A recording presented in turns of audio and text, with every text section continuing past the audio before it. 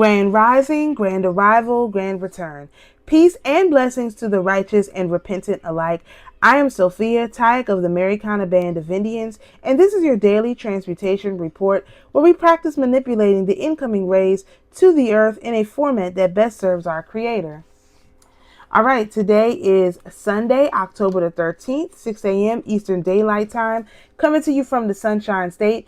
We have our sun at 20 degrees of Libra. Our moon is at 24 degrees of Aquarius. A lot more activity today. Today is a 4-day, I believe, so we got a lot more action and activity going on. A lot of stuff it's still ongoing. I'm not going to go through all of it, explaining all of it, because a lot of it, like I said, is ongoing.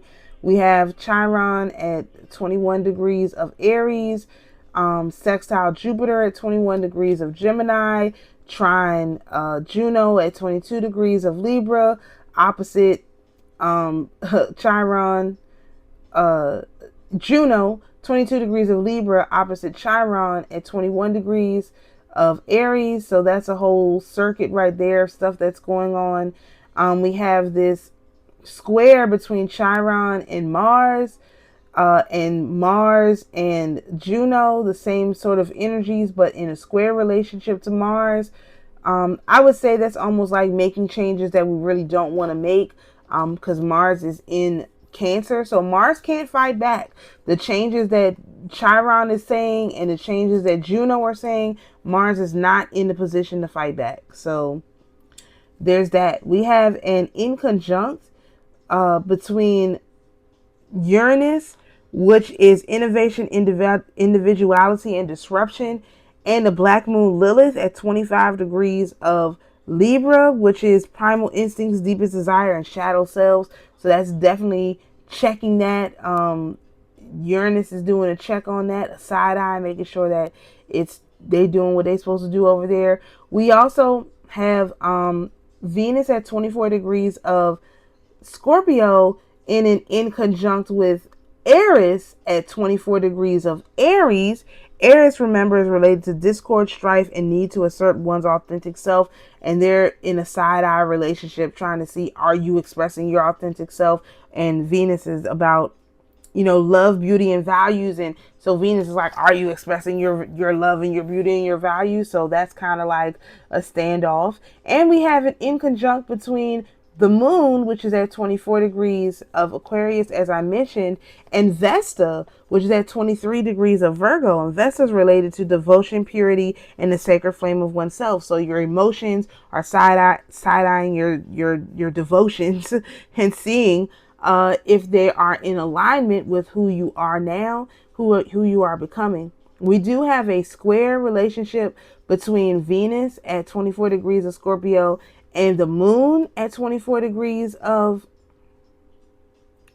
Aquarius, but the moon is also in a trine relationship with that Eris. So there's definitely something going on between the moon, Venus, and Aries. Eris, they're all kind of like getting together. The moon and Eris are on the same page, but not Venus so much. So that's another, thing. Maybe our love and beauty is not exactly where it's supposed to be. Things are not exactly going the way they're supposed to go. And Eris and the moon are really, digging down on that and making sure it's going correctly.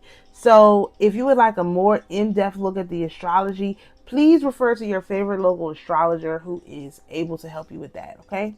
So we're in a waxing gibbous moon, 11.3 days old, 84.0% illumination, with a moon set time of 2:58 a.m. and a moon rise time of 4:44 p.m. 4:44 p.m. moon rise. This is a 4-day. Okay, you can't make this stuff up. 4-day. The calculations are, of course, courtesy of calendarnumerology.com, and 4 days are all about discipline, detail, hard work, structure, and order. And as you can see, that's exactly what's going on in the astrology. The planets are getting checked. Everyone's being, they're making sure everyone's in the order they're supposed to be in. Things are being done the way that they're supposed to be done. This is really, really fascinating how the numerology fits into all of this. And we're seeing it over and over every day. All right, so we are in new energy. New energy alert. We are in the Four of Swords, which is rest, relaxation, and be patient. And you can best transmute this with the Four of Wands, which is peace, happiness, and harmony, through the lens of the seventh house in Aries, which is don't be aggressive when cooperation is required. Again, don't be aggressive when cooperation is required. We need to be celebrating. We should be in relaxation and harmony and happiness. And you want to make sure that you are tapping into that energy to the best of your ability, utilizing this Four of Wands while we have access to it. Okay.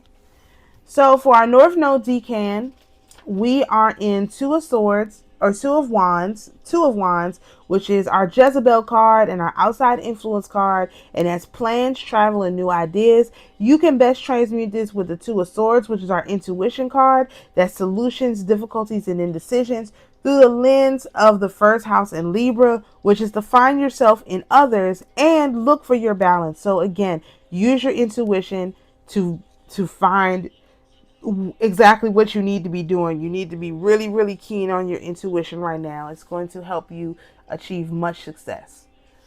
All right, so for our solar tree of life yearly progressions and predictions, we are in Venus energy. That's the Eight of Swords, and that's overthinking, self-criticism, and entrapment. This is our natural disaster card, and you can best transmute this with the Eight of Wands, which is travel, movement, and communication, through the lens of the ninth house in Gemini, which is learn how to properly use words and wisdom.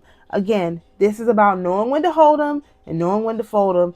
We're almost out of this natural disaster energy, so hopefully we're almost out of the danger for these natural disasters. But in the meantime, learn how to use your words and wisdom. Learn how to communicate and be very, very sure you're paying attention to what's going on around you. All right, so our lunar tree of life yearly progressions and predictions, we are in the full energy, which is beginnings, start of a new journey, and literally a baby. You can best transmute this with the Wheel of Fortune, which is good fortune, karma or dharma, and luck, through the lens of the second house in Libra, which is to prefer to work with others and don't want to care for self. So we can't care for ourselves. We are a baby. We have to rely on our spirit team to really walk us through that. And as you can see, the astrology is supporting that by putting all of our spirit team on notice, making sure they're all doing what they're supposed to do. So if you enjoy this type of astrology content, please feel free to join us here on YouTube, where my handle is Sophia Spiritualite. If you would like access to our monthly calendar, including all of the slides, please go to our Schumann Mystery School. The link is in the bio. And thank you for joining us for today's daily transmutation report. Peace and blessings, and we'll see you tomorrow.